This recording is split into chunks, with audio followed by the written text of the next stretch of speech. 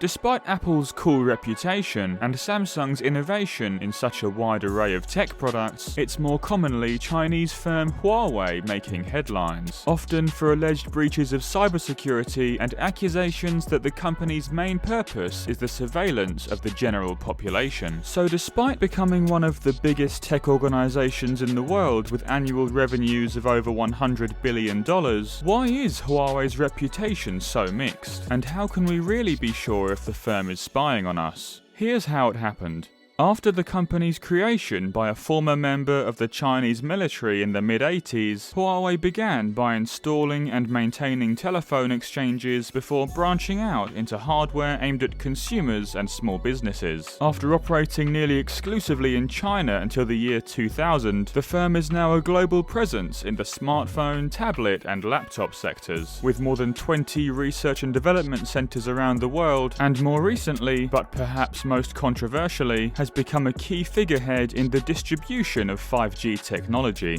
As stated on their official site, the company has only ever been owned by its own employees, and has firmly denied any connection to the Chinese state. So why have their products been completely banned in countries like the US? And what exactly have Huawei been accused of? Well, the answer depends on who you're willing to believe. But you don't have to look far to find accusations of the firm's underhand tactics. Tech giants Cisco and T-Mobile have both successfully sued Huawei over the theft of intellectual property, while in 2012 the company's CFO was revealed to have facilitated the import of over €1 million worth of HP computer equipment into Iran, in direct breach of US sanctions against the import of American goods into the country, and the firm's international reputation has only gone downhill from there. Countries like the UK and the US have all grown suspicious of Huawei's business motives, mainly their 5G expansion. As American security services have pointed out, China's 2017 National Intelligence Law dictates that organizations must support, cooperate with, and collaborate in national intelligence work, meaning it's possible that Huawei is legally obliged to assist its own government. Fingers have also been pointed at founder Ren Zhengfei's military background, with President Donald Trump describing the use of Huawei products in his country as a national security concern. Huawei have responded by vehemently denying any links to the Chinese state and insist their devices and networks offer no threat to any country. Their website even contains a detailed FAQ section in which the firm explains their stance on a whole host of accusations and charges. But the widespread skepticism doesn't seem to have made much impact on their sales figures, as Huawei became the second biggest smartphone manufacturer in the world in 2018, overtaking Apple and only behind South Korean rival Samsung. That said, US officials have since gone as far as banning any Huawei technology from their shores, with countries like Australia, who blocked Huawei from tendering contracts with the country's national broadband network, and the UK, who insist all Huawei equipment must be removed by 2027, making similar moves. The United States ban even extends to the operations of American companies with Huawei, meaning fundamental apps like Gmail, YouTube, and Google Maps would no longer be compatible with Huawei smartphones. But at least the company has seen the funny side, taking to Twitter to offer a 100% discount to customers based in the USA on Black Friday. Since the ban was imposed by the world's richest country, Huawei has faced further backlash for its role in the mistreatment of Uyghurs in Xinjiang, and the abuse of its own workforce, leading more countries like France and Japan to consider imposing their own restrictions. With rumors escalating and nations unable to decide how best to combat Huawei, at the end of 2020, the US government announced the launch of the Clean Network, an initiative agreed by over 60 countries that would aim to set global digital trust standards and encourage transparent security practices and data privacy, a move seen by many as a direct step to counter Chinese tech firms. In spite of all these negative headlines, the company still claims that over a third of the world's population uses Huawei technology on a daily basis to carry out their communication, making Ren Zhengfei's empire a hugely influential presence in society. Don't forget to hit like, subscribe, and comment below if you think you can trust Huawei. That's how it happened, and thanks for watching.